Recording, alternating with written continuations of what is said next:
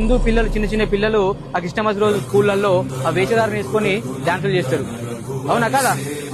మరి అదే క్రిస్టియన్లు ఎప్పుడైనా సరే మన శ్రీరామనవమి వస్తుంది, అవునా, దసరా వస్తుంది, రకరకాల ఉగాది పండుగ వస్తుంది, దుర్గా నవరాత్రులు వస్తాయి.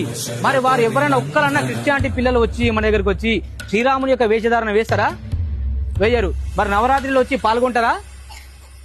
కనీసం బొట్టు పెట్టుకుంటారా? ఇవన్నీ కూడా ఎవరు కూడా చేయరు. ఒక ముస్లిం అతను చేయడు, ఆ క్రిస్టియన్ అతను చేయడు. కానీ మన హిందువులం మాత్రం ఆ శాంటా క్లాజ్ డ్రెస్ వేసుకుంటాం, వీలైతే నమాజ్ చేస్తాం, టోపీ పెట్టుకుంటాం.